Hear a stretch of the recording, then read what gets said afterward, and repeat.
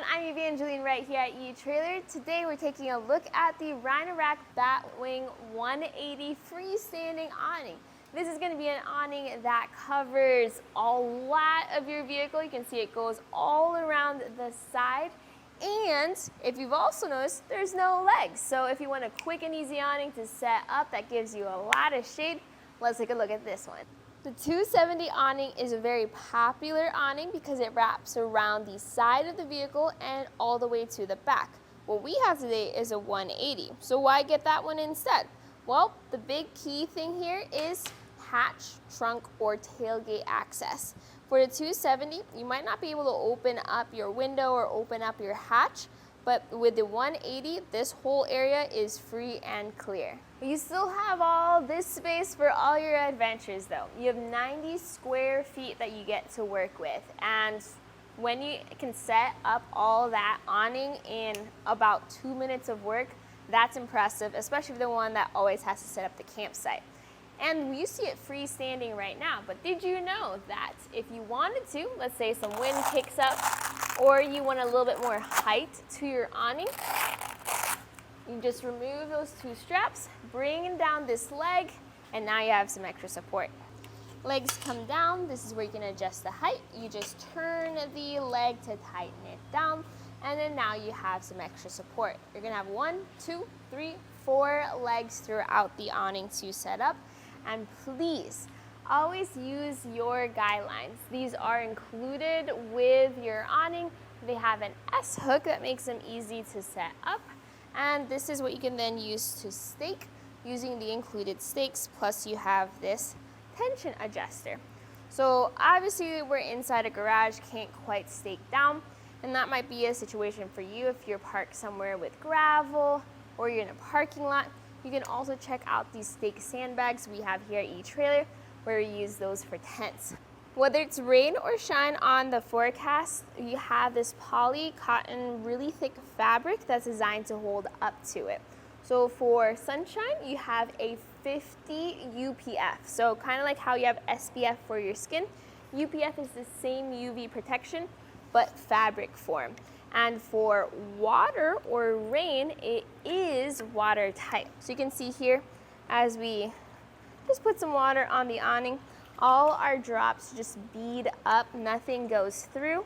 And that's why it's important to set up your awning so that the water just feeds its way down and not towards your campsite. Now, I can't reiterate enough how important it is to set your awning up correctly, but also to use your best judgment when it comes to the weather.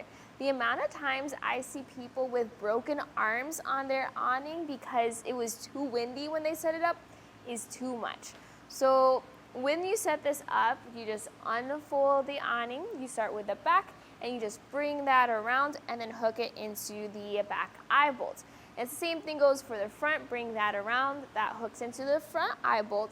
When you pull those straps tight, you get an awning that looks like this. So the important thing is setting up the awning onto your vehicle correct the first time, and then knowing what to do, and then that gives you the best experience with all the shade. Having that freestanding function is awesome if you want to be able to run around the campsite, lots of people are moving and grooving, and you just want this big old wide open space, but the option for the extra support for those windy days. However, did you know that not everyone can have this awning on their vehicle? It's very important to have the right setup when it comes to your roof capabilities to carry this awning. So if you're curious about that, let's pack this up and talk about the brackets. This is what your awning will look like, all packed up, all compact in its bag. And you can see here where it is secured to the roof rack. So for the 180 freestanding awning, it does require at least 2 crossbars, works best with a platform rack. But you can see here that our 2 crossbars setup, the third is for a different awning, looks really good. This secures into the channels of the bars. Even if you don't have Rhino Rack branded crossbars, this will still work as long as you have those standard channels. You can mount the bracket in the low position, which is what we have here, or you can mount it upwards for more height if you have those smaller cars. And then this is secured by 2 bolts into those channels. Those are just going to be some square nuts. If you have the Pioneer platform, you get the fancy schmancy Zwift lock, which makes that process even easier. The only other thing you need to install is the eye bolt, which goes on the other side of the crossbar. Let's talk about crossbar spread. Crossbar spread is the distance from one crossbar to the other. This awning actually did not fit on my smaller vehicle because my crossbars were only about 30 inches apart. And what you need here is a crossbar spread of at least 47 inches and 1/4 of an inch, because then you'll have that support and your awning will be evenly distributed so that it can carry all that weight, which is important for a freestanding awning.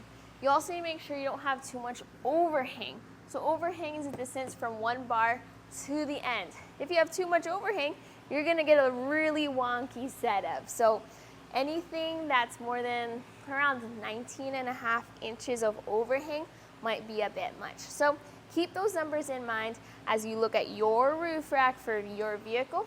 And if you don't yet have a roof rack, you can find a custom fit one here at etrailer.